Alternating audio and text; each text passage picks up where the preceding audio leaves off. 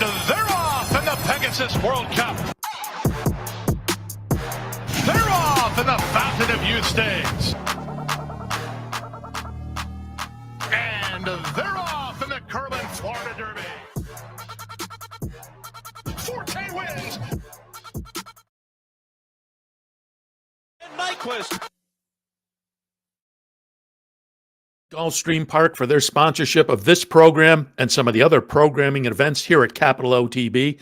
Gulfstream Park, the championship meet, running now through Florida Derby weekend, March 31st.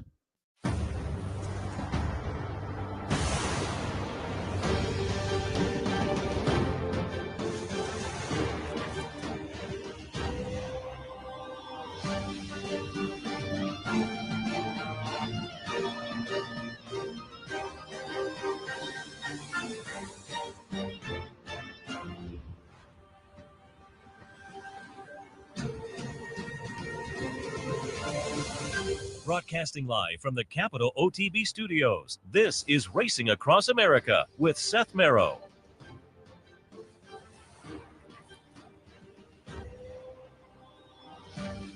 Good morning and welcome to Racing Across America on this Saturday morning, late December 30th, and a rainy December 30th around here, but better than snow. So we got that going for it. But it's been rainy various places. I got a text that at Gulfstream, and we'll confirm it when we have Samantha Perry on. But as far as Gulfstream, 2 and 4 are off the turf, the rest on, which is not surprising because, as I said earlier, I looked at the weather forecast yesterday and it looked like no precipitation, but they'd had some wet weather already. So I was imagining some might be up, but they would hold stakes races on, and it looks like that's kind of the case this afternoon at Gulfstream. But again, a little bit later on, we'll talk to Samantha Perry from Gulfstream. We'll go over the stakes action down in Florida this afternoon. Nice stakes day down at Gulfstream. A couple of nice stakes coming up at Laurel this afternoon as well. I said earlier, the theft every year just catches my attention. Nice little late season 2-year-old race that happens down in Maryland. That's one of the stakes. They had Gin Talking also, one of the stakes at Laurel today. So we'll talk to our friend Dave Rodman a little bit later on. And we'll take a quick break in a minute, and we'll be joined momentarily by Jessica Hallett, the track photographer at Saratoga Harness. And I said, met her a couple of years ago when we were down in Pompano Park to film a little. We were in town for the Florida Derby, actually, but I popped over to Pompano because they had just about 3 weeks left of racing. So I put together a little feature piece for the network here, and we talked to Jessica as part of that. And so we met her there, and now she's up here doing the same thing. She was a track photographer down in Pompano, doing the same thing. She now has a Pompano book out as well. We'll hit on that. But we're having Jessica on because she won a couple of awards for the Dan Patch Awards, which are essentially the harness equivalent to the Eclipse Awards. On the human side of things, she won the Breakthrough Award and the Unsung Hero Award. So being locally based, I thought we would reach out and talk a little bit about that with her and some of the other subjects as well. So should be a fun edition of Racing Across America on this Saturday morning. And as I said, we'll take a quick break. When we come back, we'll dive into it. Seth Merrow here on a Saturday, Racing Across America. Oh, let me remind you, here at the Clubhouse Racebook today, holiday grab this afternoon. You can put your name in the hat, and folks will get randomly selected throughout the afternoon to pick a grab bag item out from under our tree. Should be a lot of fun. Gives you a little extra chance to win something this afternoon here. Clubhouse Racebook, 711 Central Avenue in Albany. Otherwise, let's take a break. Let's get into it. Back in a few. Stay tuned.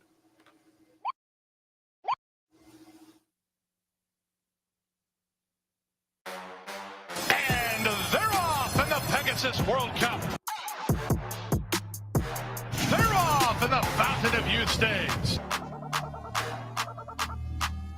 And they're off in the Curlin Florida Derby. 4K wins. White Aborio almost home. And Nyquist is still unbeaten. Orb and John Velasquez have won the Florida Derby. Laurel wins. And there you have it. Northern Dancer will be the winner of the Florida Derby.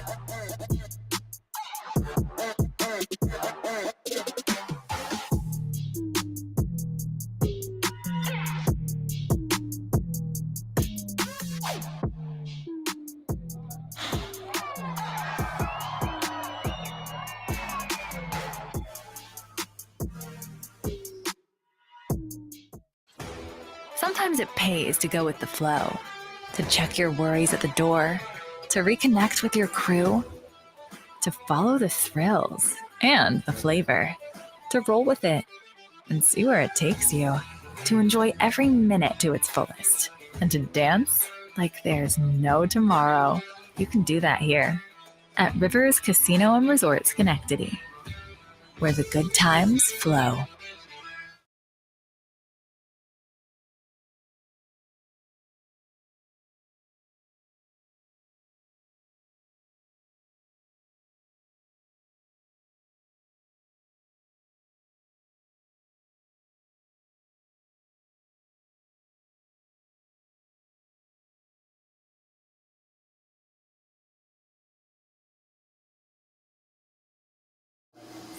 Welcome back to Racing Across America on this Saturday morning. Happy to be joined now by Jessica Hallett from Saratoga Harness, the photographer there. Jessica, good morning. Good morning. Happy to have you on board. And I was reminding people that you have been featured here before. And do you remember when we were down at Tampa, down at Pompano a couple of years ago? We were actually over covering the Florida Derby, but I stopped over to Pompano because it was the last couple of weeks. And I did a little feature, and I talked to John Barry, and I talked to Gabe Pruitt, and I talked to you, and I wonder if you remember our visit down there. Yes, I do remember that, actually. Yep, I do. And it was interesting to talk to you because I was asking everybody, what's it feel like, the closing of Pompano? And you, being a youthful track photographer, had said, boy, I've spent my whole life here with your family involved in the game. And talk a little bit about that. Talk about your family in the harness game, being at Pompano, and now subsequently winding up being the track photographer up at Saratoga. Absolutely. So I've never had like a normal life. Like I grew up in South Florida, and there's not a lot of horses in South Florida. And my parents, they were at Pompano Park since the 80s, and that was my whole life. And every summer we would, because Pompano would close, we would go to Tioga Downs and spend the summer there and then go back. So it kind of worked out with school. And that's what I did for 22 years of my life. And I still can't believe it's gone. But my parents, they settled down here in Saratoga. My dad is John Hallett. He's the trainer. And my mom works with him. Her name's Michelle. And, it's just about moving forward, but we still can't forget Pompano. Oh, no, we'll talk a little bit of Pompano because you have the book, and I want to hit on that. But I also like to know, this was your first year as the track photographer at Saratoga, I believe, and give us your impressions. Had you visited Saratoga before, or what's it like now being a resident? Yes, this is actually my first year as track photographer. We moved here officially last year in October, and we used to ship in just to visit, just to race. We'd do overnights or stake races. But I don't remember it much more than that. So this is our first official year here. The place is beautiful. Everybody's amazing. Like, not even just the racetrack, the whole town. Everything about Saratoga I just love. It's so horse-centered. And, you drive down the road and you got horses crossing the street. And you got everything is decorated in horses. It's just like a whole new world. It's like, like I said, South Florida had nothing to do with the horses besides Pompano Park. And, you go further south, you got Gulfstream. But the neighboring areas had nothing to do with racing or horses. And here it's all about horses. It's known for the horses. That's really important to me. Yeah, certainly the summertime, we're all familiar with that. And I am very familiar because of, we broadcast from the backstretch at the flat track every morning. And yeah, those horses walking across the street, I'm very familiar with that because every morning I'm usually waiting for a set of Linda Rice horses who are coming from the harness track because a lot of thoroughbred horses are based over at the harness track during the summertime. And so I'm guessing you had a chance maybe to go across the street a little bit this summer. How'd you like that? I love it. I thought it was amazing. I'd start over at the harness track early in the morning, and then I'd hop. You just go right across Nelson, and I'm in their world. It's two different worlds. It's kind of weird because we both have the same goal, same kind of idea, but they're completely different worlds. And I'd go spend the day there, go to the races there, and then just hop back over and go to the races here. It's a lot of fun to see both sides of it. And I have to ask you, I'm guessing you probably have met, and I'm thinking that as I'm mentioning this, the last time I was at Pompano, she was there. I was going to ask if you've ever met Barbara Livingston, who of course is on the thoroughbred side of racetrack photography and based up in this area. And again, the last time I was at Pompano, Barbara Livingston was kind of in the same boat I am, going over and taking some pictures of Pompano over the last, portion of the life of Pompano Park. But have you ever met Barbara? Yes, I actually, I met her first at Pompano, and we introduced each other, and she stayed the night and shot over there. And it was kind of funny because every time I looked up, she was somewhere different, like over on the tote board, over in the pond. Like she was always somewhere. And then a couple of weeks later, I ended up getting hired down at Gulfstream, and I worked with her there.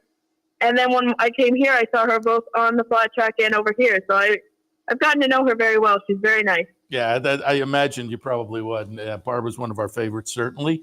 Well, okay, let's talk a little bit about it because I have a number of subjects I want to talk on, as the book certainly. But what I really found interesting was, you're now up here in Saratoga, so you're locally based, 24 years old, and just congratulations, because I mentioned it earlier.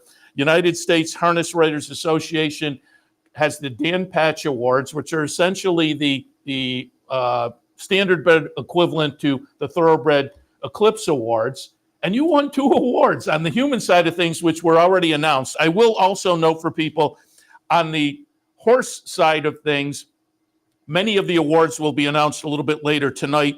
The Meadowlands pregame show that kicks off at about 5:20. You can find it at the Meadowlands YouTube channel. They'll announce a lot of the horse winners. The big horses of the year winners will get announced at the banquet on February 25th. But the human side was already announced. The breakthrough winner for 30 and under non-backstretch employees, you won that. And the unsung hero for the part you played in kind of the aftermath of the fire down at Tioga Downs. They recognized you for the part you played there and kind of helping folks through that. Give me your impressions of winning 2 Dan Patch Awards this week. It's absolutely unbelievable. Like, I never expected to win one. Like, nothing I do is for the awards. I do it for the horsemen. Anything, the writing, the photos. I just want people to have their stories told, the horses, the focus. And, just I know I was nominated for the Breakthrough Award, and I was up against amazing people that are in the business, and they're creating like major strides. And I didn't expect to win that award. And then when it came out that I won that award and the unsung hero, it was just unbelievable. Especially being 24 years old, I kind of thought I fell behind the shadows and nobody saw me. I was behind the camera, but it's amazing to be honored in this way. I imagine you're headed down to the banquet on the 25th, yes? Yes, I'll be there. February 25th, that is. And again, that's when they'll announce the major horse winners, but some of the horse winners announced a little bit later on. And it was a great group of human award winners, and to pick up 2 of them, I thought, wow, that fabulous. And talk a little bit about the Breakthrough Award goes to 30 and under non-backstretch folks with a promising career. So obviously that's almost self-explanatory. The Unsung Hero Award, as I say, relates to your response to the tragedy down at Tioga Downs. Talk a little bit about that and how you played a role there. Well, the morning of the fire, my mom called me, and I was home, and she was like, I just want you to know that there was a fire at Tioga Downs. The barn is gone. The horses, they died. I don't know how many there are. And right from that point, there were all these news stories coming out that it was 30 horses, 40 horses, 50 horses. TMZ posted a story, and it said 24 thoroughbreds. And all this misinformation was being spread about the fire. And, and especially when mass media picked it up, they kind of, like, there was a lot of jokes, unfortunately, from, regular people that don't know the business. And they were criticizing it, or they're making comments about racing is cruel anyways. And I just couldn't believe it. So that night I contacted the horsemen, and I said, you don't have to do this. I don't want to pressure you, but if you want to tell your side of the story, tell who your horses are. I want people to know that they're they're not just a business. They're not money makers. They are your family. Like, this is their whole life. Just give me about their personality, and, I'd like to put something together. And within that night and the next morning, I had everybody's responses. So I put the tribute to Tioga Downs story together. And right after it happened that morning, I did a drawing just for people to share their support for the horsemen. And that ended up everywhere. The next following days, I did another drawing of pictures of the horses. I drew all 30 horses just so people can put a face to the stories that I shared. And I'm still working on, I came out with shoes, anything just to raise money. And I was just asked to continue with the calendar project. So I'm doing a calendar with all of the photos that people have provided of their horses. And I will say we have your Twitter/X address on the screen, and if folks go look at your Twitter account, they can see a lot of your work. You are multi-talented. As you alluded to, you're also a writer, and your work on the harness side of things has been in a lot of publications. Photographer, obviously. You do art. I read you've graduated with a pre-med degree. Are you going to pursue the pre-med with further education? I had it all planned. I applied to medical schools, and I got in, and then the Pompano opportunity came up, and I jumped at it. I was like, I told them I'd give them 2 weeks, and if it works out, I'll stay. And obviously it worked out. I stayed for the full time. And moving to Saratoga, I had no idea about this job until about a month before post time, and I joined in, and it's just been so worthwhile. So I said for now I'm going to put the medical school on hold. I still have all of the prereqs, and I can go anytime, but for right now, I like where I'm at. So I'm going to see where this goes. And I will quote the press release that was sent out, which has very nice things to say about you. But the last line touted you as a harness racing force to watch for many years to come. So our benefit on the harness side of things is the loss on the medical side of things, I guess. Great work. And as I said, I wanted to talk also about, and we have a shot that I pulled up from your Twitter feed. You put a book together looking at the last year of Pompano Park. It is Pompano Park, a tribute to the final season. Talk a little bit about the book, and how can people get the book? Absolutely. So when I first started as a track photographer, I took lots and lots of photos, not only just to learn how to take photos, because I didn't really know how to take photos, but also because, not everybody gets in the winner's circle and not everybody gets a win photo. So I was taking candids after candids, and at the end of it, I wanted a photo book just to remember the final year. And the site I used, it would not let me add any more photos, and I wanted a lot. So I thought, why not make it into like a magazine book? And that way I can add the stories. So it's chronological order, and it goes through the year as it happened. All the major events, who did what, and all the stories and photos that come with it. And it's just a complete project and a good tribute to the final year, I think. And if anybody... Yeah, I was going to ask how people get it. They can either message me on Twitter, or I can give you my email, or they can message me on Facebook. It's the main ways I've been going through it. And just let me know how many and where to mail it, and I can give them all the information. Excellent. And I also pulled up a picture from your Twitter of both John Barry and Wally Hennessy holding up the book. And you said something to the effect of, got a nice thumbs up from a couple of players in the game. And I'd never met John until that visit to Pompano a couple of years ago. He's a great guy. Of course, people on the harness side of things know Wally Hennessy. So nice thumbs up from a couple of prominent harness people on the book. Oh, yes, definitely. And also I pulled up some pictures just as we wrap up here from your Twitter feed.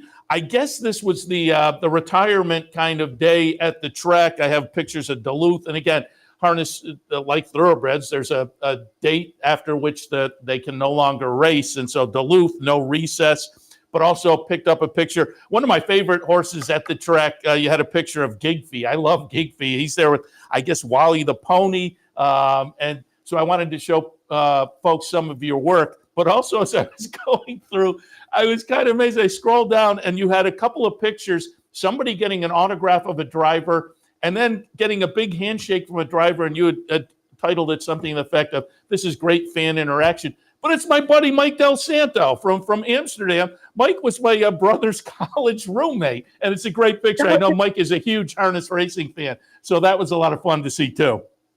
Yeah. No, I love the fan interactions, and I love going through the crowds and getting the shots. So I'm glad I got him. Yeah, it was, as I said, I got a kick out of that. And folks, again, can check out your Twitter feed and see a lot of your work. As you say, message you about the book as well. Jessica, again, wanted to have you on, talk the book, and just give you congratulations on the award, particularly now that you're a local, as it were. So again, congratulations on the 2 awards, and wish you a lot of good luck in the future. And certainly we'll talk again in the future as well. Thank you very much. I appreciate it, and I look forward to it. Very good. Jessica Hallett, again, Saratoga harness photographer, but picks up a couple of Dan Patch Awards this week. So congratulations there. All right, we'll take a break. When we come back, we'll shift our attention Gulfstream Park and Samantha Perry. Stay tuned.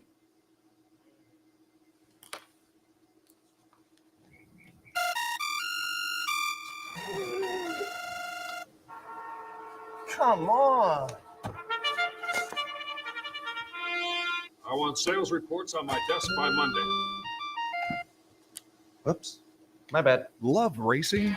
RTN brings you every live simulcast on your home television, plus live video streaming and race replays on your PC and mobile devices. To order, visit rtn.tv. RTN, a breed apart. What if there was a way to become a better horse player? To have a better knowledge of the game? To be more successful? What if there were a way to take what you've learned, what you know? Hello. Hey, Samantha, good morning. It's Seth from OTB. Hey, how are you doing? Pretty good. How about you? Good. Race results and replays, past performances, and live streaming. Wagering from all your digital devices. Capital OTB. Become a better horse player. Birdstone is an outside front. They're coming down to the finish. Can Smarty Jones hold on? Here comes Birdstone. Birdstone surges past. Birdstone wins the Belmont Stakes. In front, but here comes High Chaparral. High Chaparral, the defending champ, to take it to Falbrough. These 2 arch rivals head to head with Joe Hart bearing down on them. It's going to be a 3-horse photo finish to the turn. Here's the wire. Photo.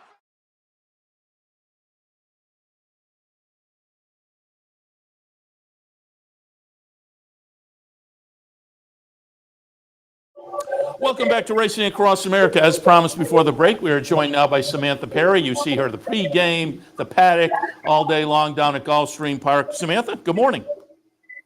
Good morning. How's everybody? Very good. Happy to have you on board to talk a little Gulfstream on what looks like a fun stakes day. But first, I said this, we did our handicapping show in the last hour, and we were looking at some Gulfstream, and I said when I had you on, first and foremost, I would check on the turf situation. When I looked at the weather yesterday, no precipitation was forecast, so I was kind of imagining stakes races probably stay on the turf. Yes.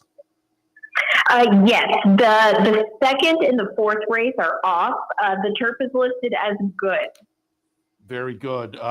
Because when I do, I do the morning shows on the weekend, and then Wednesday through Sunday, I'm in the afternoon doing the handicapping show, and I often say, we live vicariously watching you guys down there at Gulfstream, because here in upstate New York this time of year, it's not quite as nice.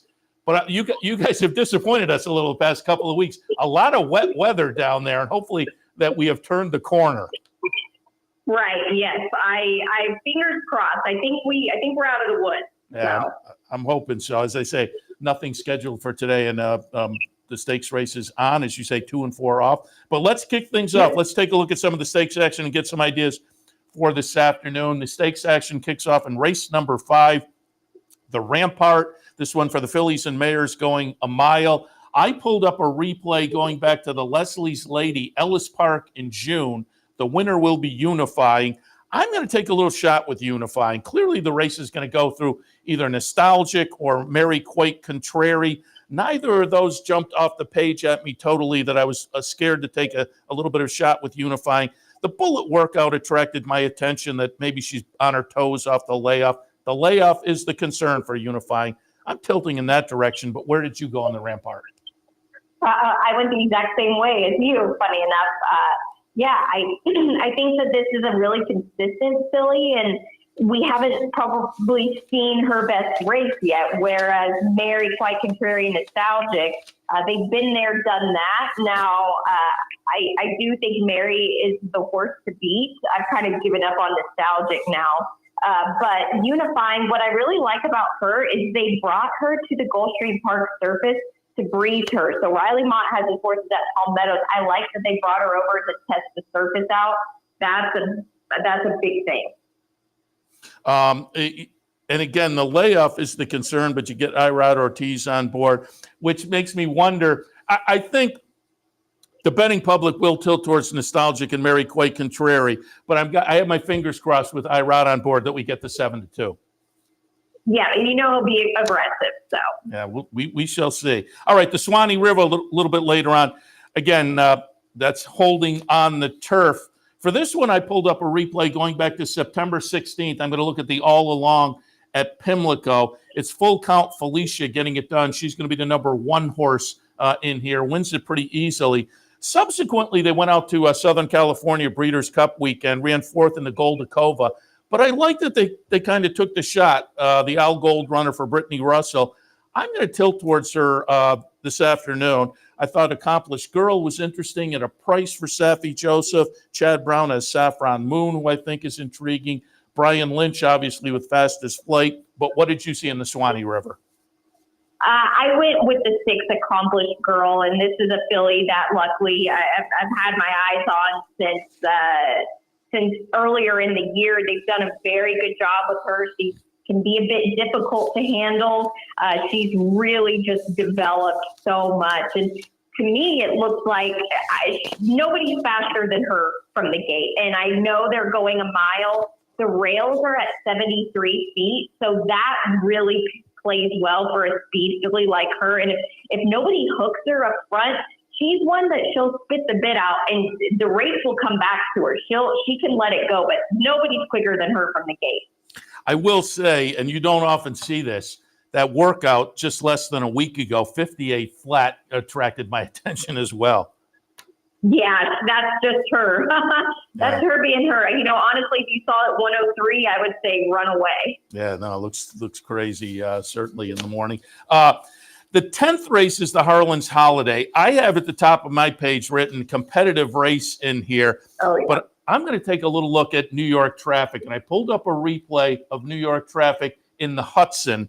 That was a state-bred stake. New York traffic is a New York bred. Ran second, and we may get a barometer because Rotney, the winner here, and New York traffic is going to be the number 8 horse running second behind number 9, Rotney. Rotney's going to run this afternoon in the Graves End a little bit earlier than this race. So maybe we'll get a barometer. But we see New York traffic running second here in the Hudson. I'm tilting in that direction. O'Connor, I thought was interesting from Safi. Gasoline, I liked last time in the Clark and didn't do anything for me. But the triple-digit buyer 2-back is intriguing. What did you see in the Harlan's Holiday? Yeah, it looks like what New York traffic is going to be the controlling pace of the race, and this horse will be sent. He's got a way different running style than O'Connor. O'Connor needs things to fall apart late, and that kind of helps that the stablemates are both in here. I went to Gasoline. I agree. The Clark, that's disappointing, but I feel like this is something that is kind of a pattern with trainer Todd Fletcher. Is after a big race, they throw that bounce number, and that was it. And now I think it's the day to come back to him. Yeah, as I say, I liked him last time, and I have him down in the 3rd slot today. I wasn't quite sure, but that's just sheer jump on board that I moved him down a little bit off the latest. I would not be surprised at all. He scares me. The Fort Lauderdale, again, scheduled on the turf. That'll be race 11 this afternoon. And in the Fort Lauderdale, I pulled up a replay, Aqueduct, November 17th. We're going to take a look at Running Bee, the number 8 horse in here for Chad Brown. I would like a little more value than the morning line, but it's Chad Brown. I don't know whether we'll get it off of this win. Came back from a layoff, tried a stakes race earlier in the career, but it was off a maiden break, or it was at Kentucky Downs in the Dueling Ground Derby. So I'm going to give him another shot. I think maybe now more well-suited off of this race we're looking at here to step back into stakes company. So I'm going to go in that direction. But I also thought Stone Age was interesting for Chad Brown, having been kind of a world traveler, but it just looks like a good match with this group. Jerry the Nipper for Rapoli and Todd Pletcher. Main event for George Weaver. All horses that intrigue me. How did you see things in the Fort Lauderdale? Yeah, I'm like you. This is mandatory Rainbow Six today. You need a spot where you can anchor, and I really feel like Running Bee is that horse. I think it's a good sign that Chad Brown opted to run here and then go into Graded Stakes company here. You just think that they're pointing for this race, right? And sometimes I think we can overthink things a little much, and maybe this is a race where you go, you know what? Let's just anchor down here because maybe something crazy can happen early. And the horse is fit coming into the race. You've got that tune-up already under your belt. This seems like this is the horse to beat, but there's somebody that could come up and surprise you. I mean, Stone Age is, to me, a horse that is kind of, his numbers are good, but how much can you trust him, Yeah. No, I agree. He's very tough, very, very tough to trust. And, Jerry the Nipper, he was good 2 races back on the yielding turf course, but then came back and didn't run so well. I almost wonder if he's going the wrong direction.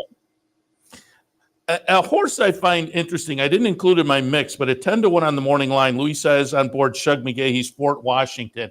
I might play around, it maybe not in the horizontals, but in the race itself. If I look up and see 10-1 or better on Fort Washington, I might play around with that one a little bit. Yeah, I think that's a horse you should. And I don't think he beat much last time, but still, that's a competitive buyer. It was a competitive race. It was the way he did it. He may not have beat too much, but I do like the way he did it. And I agree. Maybe not in horizontals. This isn't a horse that I'm going to be playing. If you're not playing Running Bee, it's almost like any of them have a chance. Yeah, it's a fun series of stakes races today. And you alluded to it. Tell us a little bit more, because today there is a mandatory in the Rainbow Six.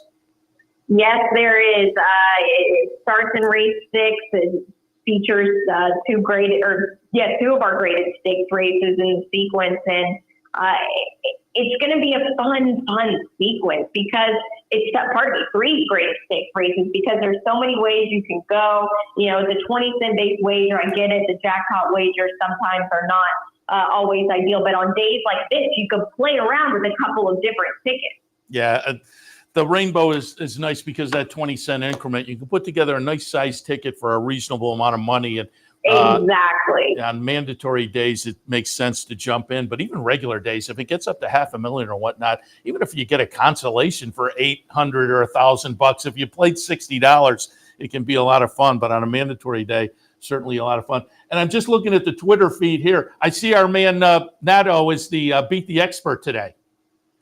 Well, they have him posted. I am supposed to be. I was going to say, because I thought he was last week. Yeah, he was last week. I don't know what happened with that. I am the expert today. So, I'm not sure how that got lost in translation there, but I am indeed the expert. All right. So if folks who want to face off with you, they can go to the website. And for folks who aren't familiar with the promo, how does that work? You sign up online, you put in your winners. You have a chance to win $50 if you're with us on track, which I hope you are. You have a chance to win $500. So just pick more winners than me. It seems, Brian and I joke around about this a lot, that our worst days are always the Beat the Expert days. But I'm hoping not today. I'm planning on, you've got to recoup this Christmas money. Let's just funnel it back all in here and try to hit the Rainbow Six. Knock them dead. As a public handicapper, I know that feeling. During the summer, there was a few summers where I was on the local ABC affiliate, and what's your play of the day? And you pick one horse. You can have 6 winners on the card, but the one horse you pick on TV is not one of them. Oh, it never fails, right? Yeah, it's crazy. So I know the feeling, but I'm wishing you luck today. And again, it's a fun promotion. If people want to do it, swing by the Gulfstream Park website. Samantha, appreciate the visit this morning.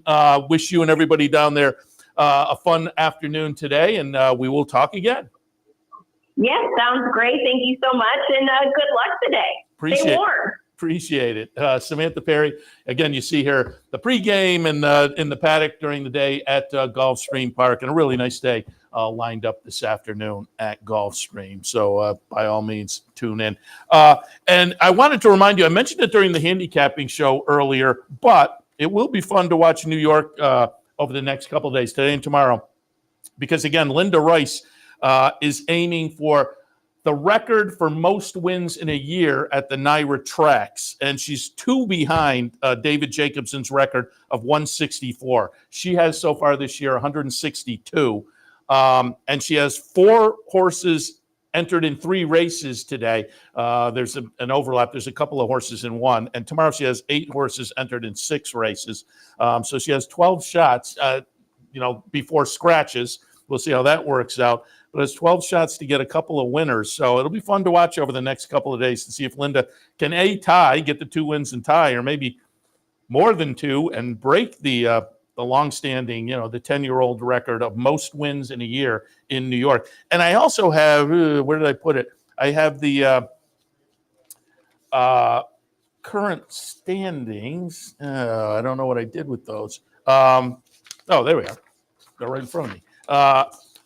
Where Linda Rice is looking to win yet another meet in New York, where beginning of the year she was just racking those up and wound up with the crazy closing weekend at Saratoga, a tie for the title there. But at this current Aqueduct meet, it is currently Linda Rice with 17 winners, Chad Brown and Rudy Rodriguez with 15. So Linda Rice is leading the current Aqueduct meet as well. But again, she's chasing that annual win total title, 2 behind David Jacobson's 2013 record. So we'll see how that all works out.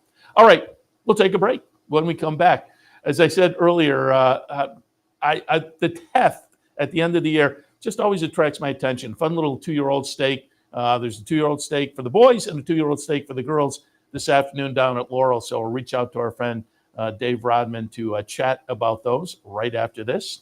Stay tuned. Sometimes it pays to go with the flow, to check your worries at the door, to reconnect with your crew, to follow the thrills and the flavor, to roll with it and see where it takes you, to enjoy every minute to its fullest, and to dance like there's no tomorrow. You can do that here at Rivers Casino and Resort Schenectady, where the good times flow.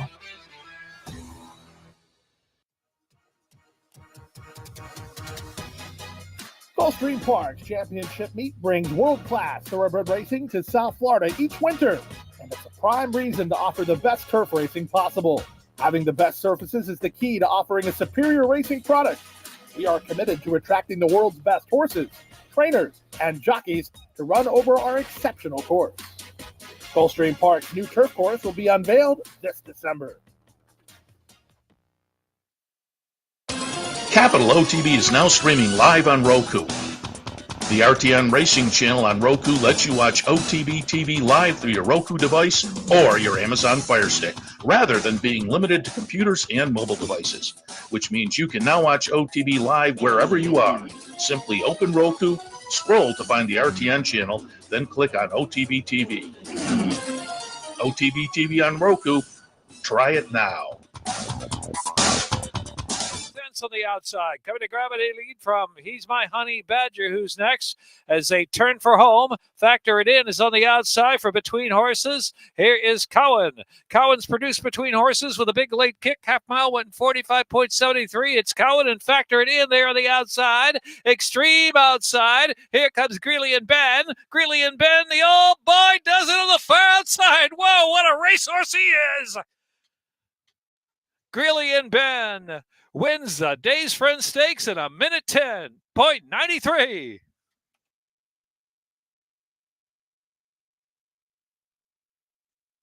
All right, we're joined now by Dave Rodman from Laurel, who you just heard, and I thought we'd kick things off with that call. That was last week, the Dave's Friend, and I wanted to play that because it was a fun call. As Dave Rodman said, Greeley in bed, 9 years old, verging after the win last week, has to be sitting right on the edge. Yeah, he's got to be just under $1 million in the career.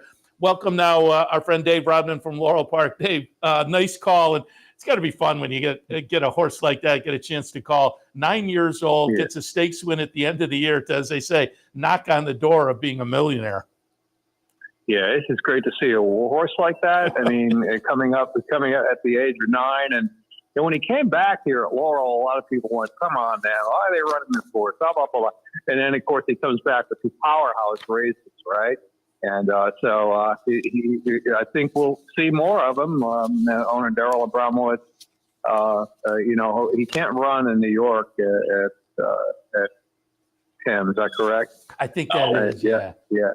So anyway, we'll see him. We'll see him here back in Maryland. I think you have to go, though, right? I mean, I think they'll probably, if my math's right, maybe about $20,000 shy of being a millionaire. I think you got to run them once or twice more just to get that status. Mm-hmm. Yeah. Hopefully, I mean, obviously, he loves his work. I mean, he loves his work, and a war horse like that, they will run as fast as they need to win. Yeah. They know they. Horses sometimes, look at the buyer figure. He ran a little bit lower than, and declining buyer figures. But they just want to, they'll run as fast as they need to get the job done. And before we get to stakes this afternoon, I haven't talked to you in the meantime, but I always like to check. And was there Pie Day this year again at Laurel Park? And if so, how was it? Oh, it was one of the biggest crowds I've seen here for any Thanksgiving. The weather was on our side, but it was a really nice day, kind of like 52 degrees and a bit of sunshine, and this is a beautiful day. But a lot of times people come, they get their pies, and the crowd kind of thins out after the 6th race or so. But the crowd really lingered this year and enjoyed the races. The apron was packed, and we gave away apple pie, pumpkin pie, and I think sweet potato pie was in the mix too. Ooh. At Pimlico. Mm-hmm. And I think we noted in years past, mince used to be in the mix, but that's out now, right? Mincemeat, mincemeat been retired a long time ago. Understandably. Mincemeat. Yeah. No, not for me. I love mincemeat. Oh, do you? Yeah. Well, I say that. I've never had a mincemeat mincemeat pie, so I shouldn't really say. Yeah, take my word for it. You might like it. All right. I am all about apple, though, so I would have gone for apple. I think it's very traditional. I think the percentage of people who chose the mincemeat, perhaps that was a thing of the 70s or 80s, right? Or they were last in line. Or the 50s, or the 50s, or the 60s, or the 40s. But again, one of the fabulous racetrack giveaways, the pies at Laurel. All right, Laurel. I said earlier, for some reason, the heft always attracts my attention. It's a fun little 2-year-old stakes late in the season. So that's for the boys. We'll talk about that in a moment. But the 2-year-old fillies have the gin talking as well. So 2 nice little 2-year-old stakes. And we're at that point in the year where a couple days they will become 3-year-olds. So worth watching to get some ideas of who might be 3-year-olds to watch going forward. And again, on the female side of things, the gin talking, race 7 at Laurel today. I pulled up a replay of the Smart Halo back on November 11th. It's going to be number 1 Cap Classique, getting it done to run the record to 3 for 3 for trainer Brittany Russell. I also think Money Grab for Horacio De Paz looks interesting off the maiden breaker up at Aqueduct. Carmelita comes in for Butch Reed from his Parks base, where he's been shipping the last 3 weeks or so. Been kind of successful. Had a nice stakes win coming in from Parks up in New York recently. So Carmelita is intriguing as well. What are your thoughts in the gin talking? Mm-hmm. Yeah. I mean, obviously a lot of money is going to go to Cap Classique, right? She did it on the turf in debut. 5.5 on the dirt in second start, winning by 7. Off a duel, ridden out, rolling home to win by 7, going away, beating one of her rivals here And then she did it again in the Smart Halo Stakes, adding another 16th of a mile stretching 6 today. She's got to go to 7. She's undefeated. She's probably going to be the favorite in the race for David A. Ross Racing Stable. An exciting filly indeed, but I think Ronan Goddess has a chance maybe to turn the tables on her just a little bit today, because she, when Cap Classique beat Ronan Goddess last time out, she lost all chance of the start in Smart Halo, stumbling at the beginning, but was much the best here at Laurel back on October 28th when beating a Kiss by an Angel from the Shangle Barn, winner of the Maryland Juvenile Filly, on gate to wire fashion. I've always liked Ronan Goddess, and she'll be a square price, I think, against Cap Classique today. Cap Classique's beaten her a couple of times, but Ronan Goddess beat her in good fashion here, I thought, October the 28th. So there is a scratch in here. The one Go, Sherry, Go. Looks like Carmelina's going to try to go. Maybe Money Grab to try to press the pace a little bit. Cap Classique, she's just able to settle and rate so patiently in here. And I think Kiss by an Angel will try her front-running Type Tack or stay close to the pace, maybe to try to push them along as well. I'm just hoping Ronan Goddess has an outside draw, but comes in 1, doesn't have much ground to maneuver over to save some ground, sit behind the leaders, and maybe get a good, prayer trip home on the inside to run them down. So, I mean, as a price play, I think she's probably a play in the race. Yeah, Ronan Goddess 6-1 on the morning line, so I like it. A little pop there. And as I say, I always find the heft very intriguing. Fun race for the 2-year-olds at the end of the year. Nice little field of 8 in here. Do we have any scratches that we know? We got the one out. I think Mr. Agent is out. So the inside horse, but that still really leaves it a very interesting race, as you mentioned, of a $625,000 purchase, American War Hero, down inside there for Graham Motion. Sweet Saudi J looking to come back to best form after a journey at Oaklawn Park. Great opportunity from the Brittany Russell barn, a 7-length score. And I pulled up. Let me just interrupt for a second, because I pulled up a replay. A great opportunity. This is a debut win, and it's kind of interesting because Brittany Russell has made a name for herself, and she's chasing the Maryland year-long title over the next couple of days, but made a name for herself that folks like Mike Rapoli now have runners with her. And great opportunity is one of those Rapoli runners. So we're watching the stretch run to the debut win for great opportunity. But go ahead, your thoughts in here. Yeah. I mean, just remember, too, this race you're watching, the debut, was a 1-turn-mile debut. So that's a very tough thing to do. Yeah. To win first out at a mile to the second wire with a long run into the stretch, you really have to be a fit racehorse. Connect's been throwing some win early winners, win early types, and this is one of them. And was it the sloppy track that enhanced the victory? He didn't get a ton of play. He was 3-1 in there, so it wasn't like he was an even money choice. Or is he something special? Will he be better on a fast track today? He did dispute a very fast pace in there, 22.3 for the quarter, half mile, and 46-1, and then had the fitness level to keep on going for that final quarter mile to the second wire long run in. So, he's going to be a force to be reckoned with here. Going back through the field, I mean, you got everything in here, right? The $625,000 purchase, you got a maiden still in there, Davy Jones. Uriah St. Louis has been known to pull upsets before with a Park Shipper, a Deposition, and Catahoula Moon is going to be a tough customer outside with Jerry Robb and X-Man. Yeah, I totally agree. It looks like a fun race in here, and a great opportunity, the potential to, as I say, it's a fun time of year for the 2-year-olds, and a horse like Great Opportunity, a win here, kind of stamps him on as an interesting little horse to watch a couple of days when he becomes a 3-year-old. Yeah, I'm kind of a fan of Catahoula Moon from his Timonium effort. Actually, from his early days at Laurel, I thought maybe he needed blinkers early on, right? July and August. And then he ran at Timonium without the blinkers and completely turned his act around. Was a bit more professional, winning off by 4. But he's been a little bit, I don't say green, but still has something to learn in his last race. He dueled hard in good fractions in the Maryland Juvenile, and then went to the left lead and weakened very late in the race, won by a nice horse named Circle P you'll be hearing a little bit more of as he turns into 3. And before that, in the James Lewis, he was behind Copper Tax. That was the 5th straight score for a horse named Copper Tax. His next start was in the Remsen up there by you guys, and the 6th in the Remsen in the stretch out. Didn't want any part of the distance, and I guess they're sending him back sprinting again next time out. But he's a very interesting horse who I think is going to get better as he turns 3.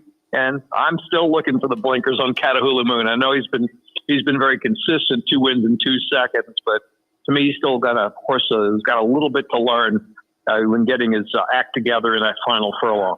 Yeah, I'm going to make a note and watch for that myself now. Deposition. If things go crazy up front, I mean, Uriah St. Louis ran 2nd in this race. I forget how many 2-3 years ago. Forget the name of the horse, but just missed by a nose with a similar type horse coming in from Parks, kind of a closer who tried to nab him and just couldn't get it done. This horse seems to be improving a little bit too. I'd definitely use him under Deposition of 7. I think Uriah St. Louis in a stakes race, you got to get about 40 to 1 before you can get confident to play him. Well, he's only 6. He's only 6 today on the line. Yeah, exactly. So. It seems like Uriah St. Louis wins it at like $90 when he wins the stakes race. Sweet Sadi J also ran against Copper Tax as well. Same race in Bagleton prompted the pace in there. I mean, he's gone from Laurel in November to Oaklawn December and back to Laurel to wind up 2023 for trainer Ray Ginter, who is known to ship his horses around, look for the prime spots. And that race, I think, was just a little too tough for him. Sweet Sadi J. Valentine Candy, the winner of the race, the favorite, has now run a couple of mid-80 buyer numbers. Nobody near that in this race. So I think that Sweet Sadi J is going to come back to kinder company this afternoon. I had not noticed that, but that's interesting. I think that advent might have been opening day down there. And yes, Laurel to Oaklawn and back to Laurel. That's very interesting. Yeah, I mean, it's funny. I'll check the results during the week, and I'll look at results at, who knows, Mahoning Valley or wherever during the weekday, and I'll say, wait a second, I know that horse. Oh, that's Ray Ginter. They don't mind shipping around and shipping back and looking for spots for their horses. They're not shy.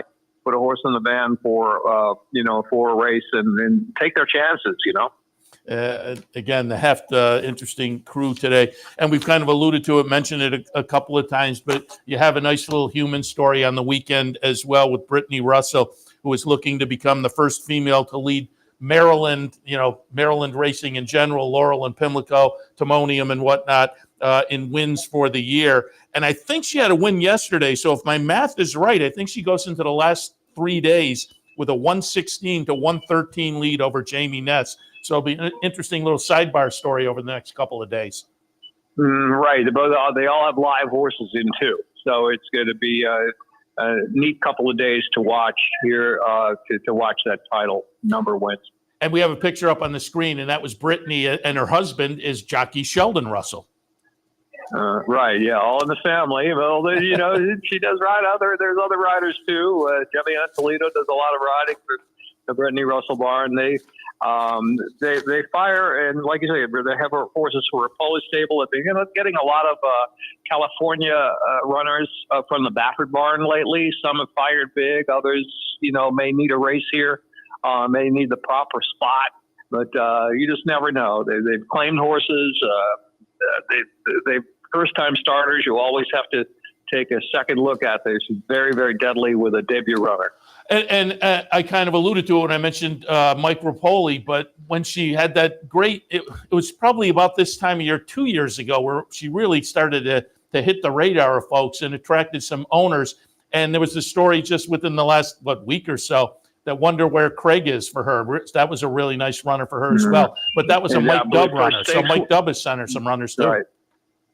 Yeah, and they've recently retired him. That was the first stakes winner there for Brittany, and so they got a very special place for him, and he'll always have a home. So yeah, he was as good a horse sprinter when he was right as anything around the Mid-Atlantic region. Yeah, and she said just what you said. I'm going to stay with her, and they didn't want to move the horse down the claiming ranks and lose him or whatnot. So wonder where. And before we go, I have a first of all, Happy New Year to you and your listeners. So right we back. have what was the name of the horse that won for us in California ages ago? You can always remember that. I can't. Oh. Now I can't think of it. Yes, that's right. Yeah. Well, this one won't be 50-1 or whatever it was, but I'll give you my other bonus special today. Horse kind of like it, the third race. Interesting horse, in my opinion, is a Desvio. Second time starter, maiden special weight, going 6 furlongs from Madison Myers. First time gelding. Ran okay on the turf in debut, beating a length and change to High Tech Prince in a race I thought was running a little bit faster than par for maiden special weight 6 here in Maryland. Now does the dirt, and you're looking at the sire, Yoshida, who's actually had a dirt winner, and the dam, Petrovia, I believe was unraced, but the second dam was a grade 1 winner. And remember a horse named Mollybone? Yeah, Jam. Yep. Mm-hmm. So that's the second dam in the family there. It's first time gelding, and the barn struck once this year with a 13-1 shot in May named Odinson as a first time gelding. So it was a horse that was kind of on my radar off the debut run, and now is a first time gelding, and is bred, really to run on the dirt a little bit there. Then you look at the dam side. So first time gelding, I don't know. I think he'll be a decent price, about the 4-1 you see on the line, because Enzo's going to take a lot of money and work hard from the Gary Capuano barn, also first time gelding. There's a couple of first time starters in there we don't know about, but it's my little extra shot today. So I like it. The bonuses, maiden second start in daily racing form, is over 13 for the trainer, which may shy people away from the horse, but I don't know. It's my first time gelding shot of the day. Race 3, number 4, Desvio. I like it. Yeah. We'll be watching that this afternoon. Yeah. And it wasn't the California, it was like the undercard of the Breeders' Cup, right? It was like the first It was race. undercard of the Breeders' Cup. Yeah, right. I'm going to have to look it up now. I'm going to have to look it up, because that was a good call. That money's long gone. Yeah. Dave, as always, appreciate the visit. And again, I wanted to touch on these two because they're always fun. 2 little 2-year-old stakes that are worth watching because when the calendar turns, the horses that perform well are worth watching as 3-year-olds also. So I wanted to hit on those. Go ahead. And I think you're going to see, no Lasix in Maryland for 2-year-olds. And there's a few horses I think that are going to benefit next year turning 3. That kind of got on the radar, so hopefully we'll catch a couple of those. All right, and we will certainly talk again in the future as well, but we appreciate it. And the same deal, right back at you. Happy New Year's to you and yours and everybody down at Laurel as well. Appreciate the visit today, and as I say, we'll talk again. Okay, Seth, have a Happy New Year. Be safe. Bye. Same to you. Dave Rodman from Laurel. And again, a couple of nice little 2-year-old stakes on the card today down at Laurel. So hopefully we gave you some fun ideas today at Laurel and Gulfstream. Nice card also at Aqueduct. I'll be looking at a little Aqueduct and Gulfstream on OTB Live a little bit later on. Tampa's in action today. Oaklawn's in action today. It should be a fun day. Fairground. It should be a fun day of action. I'm just looking. Looks like the NYRA pregame show is about to kick off, so I'll wrap up and get you there for their thoughts on the Saturday card at Aqueduct. Otherwise, there's a carryover in the pick 6 at Aqueduct, about $90,000. There's a mandatory down at Gulfstream, so keep that in mind if you like the Rainbow 6. Don't forget, here at the Clubhouse Racebook, Holiday Grab Bag Day. Come down and have a little extra fun. Put your name in the hat. Folks will get randomly selected to pull a grab bag out from under our tree. Should be a lot of fun this afternoon here at the Clubhouse Racebook, 711 Central Avenue in Albany. Otherwise, I guess that wraps it up. Again, thanks to Dave Rodman, thanks to Samantha Perry, and thanks and congratulations again to Jessica Hallett from Saratoga, harness track photographer, but wins a couple of Dan Patch, 24 years old, and comes down with a couple of Dan Patch awards. Again, the harness equivalent to the Eclipse Awards, the Breakthrough Award and the Unsung Hero. So congratulations to Jessica. Certainly appreciate her visit this morning. So we'll wrap it up for Racing Across America on this Saturday morning. Seth Merrow in the studio. Thanks for joining us. We'll be back in probably about an hour or so. It'll depend on how long the NYRA pregame show goes. Might be a little longer than that, but things kick off today. It's a 12:20 post at Aqueduct, so I should be on in about an hour or so. 12:20 at Aqueduct, 12:10 at Gulfstream today. So we'll probably kick in at about noontime. OTB Live for a Saturday afternoon. Looking forward to seeing you then. So stay tuned. In the meantime, Naira pregame show about to kick off, and I'll be back in an hour. We'd like to thank Gulfstream Park for their sponsorship of this program and some of the other programming and events here at Capital OTB. Gulfstream Park, the championship meet, running now through Florida Derby weekend, March 31st. You're watching OTB TV, a service of Capital Off-Track Betting.